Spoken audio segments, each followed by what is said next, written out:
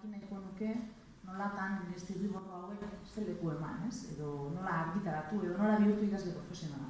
Eta editoriak erantzun zion, emakume batek ez lukeela idazle izan behar, horrek etxeko kontuetatik aldendu egingo lukeelako, eta horiek dira andrazko batentzat garrantzitsuenak. Jakina da, esan dut idazle handia izan zara, beraz, jakina da ez duela aholku hori bete. Beraz, hori da niretzat liburuko aholkurik importantena jakin egin behar dela idazteren plazera erditik eduko dizuten aholkuak ez jarraitzen, Hori da ere, esan nahi duzten gauzarik garrantzitsuena, hasieratik. Nik neuk 3 aholku emango dizkizuet, entzuten ari zareten gazte hori eta idazteko zaletasuna erakutsi duzuen hori, eta zuek erabaki baliogarriak diren ere. Lehenengo emango nukena beti idazten nahi duen pertsona batentzat izango litzateke asko irakurtzea. Asko irakurtzea. Horretarako hori bai, bilatu maite dituzuen irakurketak. Klasean eta eskolan asko behartuta egin behar ditugu, eta horiek ere ondo daude.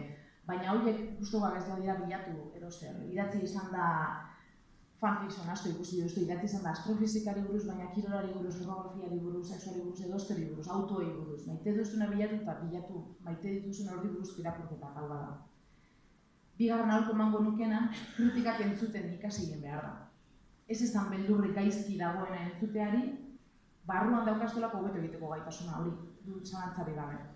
Eta gogoratu, zuk egindako zerbaiti akatsa ateratzen diotenean, zuk egindako zerbaiti ateratzen diotela eta ez du, egiten duguna baino gehiago garela beste bidez.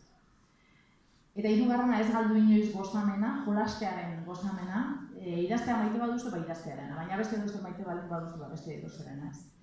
Eta gogoratu bereziki zabalkuraturen aholkoa balio ez badute, hasteko aholku guztiak ez.